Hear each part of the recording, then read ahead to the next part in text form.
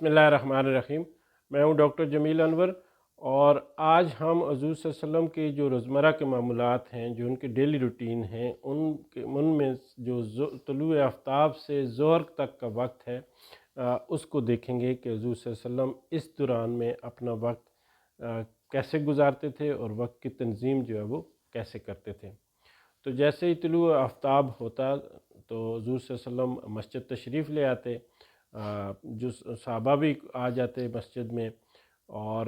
جو نوافل کے بعد صحابہ حلقہ بنا کے بیٹھ جاتے،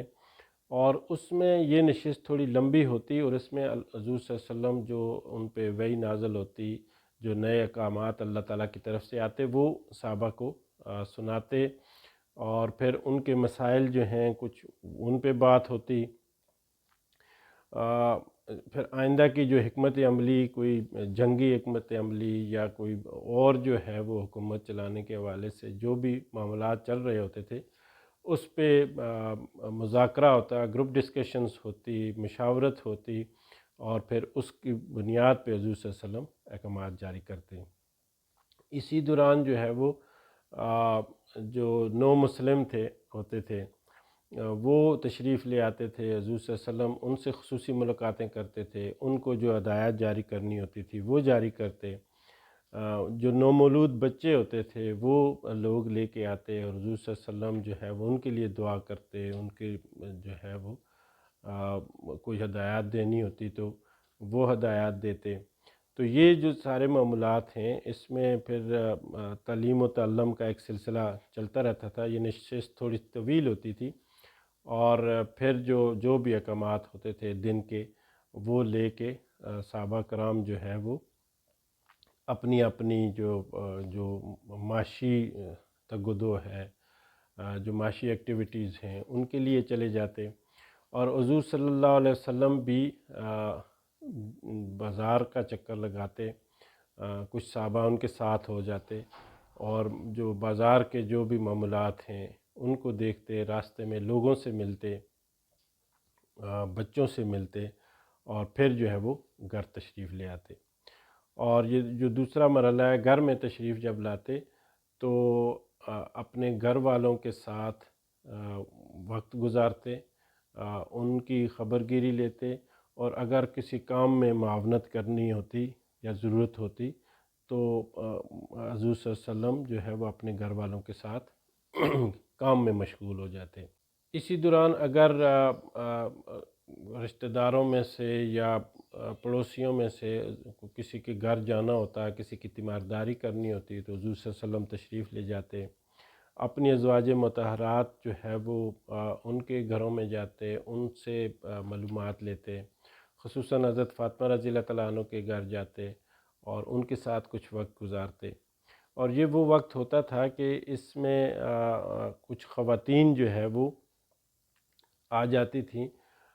جو پھر ازواج مطہرات جو ہے وہ ایک مخصوص حلقہ بنا لیتی۔ تو جو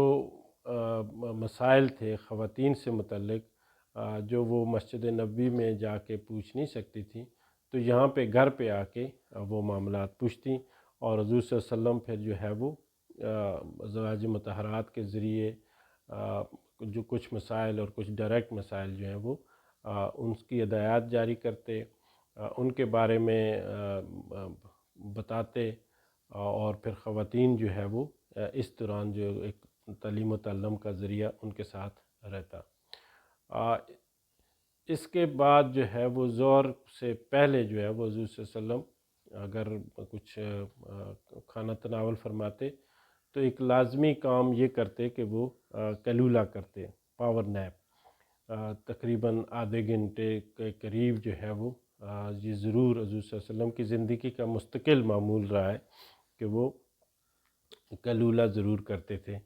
اور کیلولہ کے جو میڈیکل فوائد ہیں وہ بہت زیادہ ہیں۔ اس سے جو ہے وہ ایک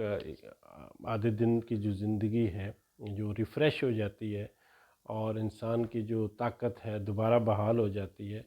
اور پھر جو باقی دن کا حصہ ہے اس میں بڑا پروڈکٹیو لائف گزر سکتی ہے۔ اسی دوران جو ہے وہ جو حضور صلی اللہ علیہ وسلم کے قریبی صحابہ تھے، جیسے حضرت ابوبکر رضی اللہ تعالیٰ عنہ، حضرت عمر رضی اللہ تعالیٰ عنہ، حضرت عثمان، حضرت علی، اور ان لوگوں کے ساتھ جو خصوصی نشستیں ہوتی ہیں یا گھریلو معاملات میں جو بھی باتیں ہوتی تو وہ نشست بھی کر لیتے ہیں۔ یہ جو طلوع آفتاب سے لے کر ظہر تک کے معاملات ہیں، یہ دن کا بڑا یہی پروڈکٹیو قسم کا وقت ہوتا ہے، جس میں خصوصاً جو معاشی ایکٹیویٹیز ہوتی ہیں وہ سر انجام پاتی ہیں،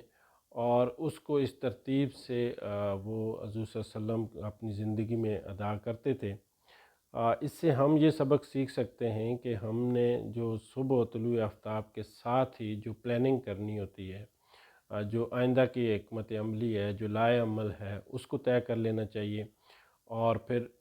یہ جو کوالٹی ٹائم ہے دن کا، اس کو اپنے معاشی معاملات میں گزارنا چاہیے،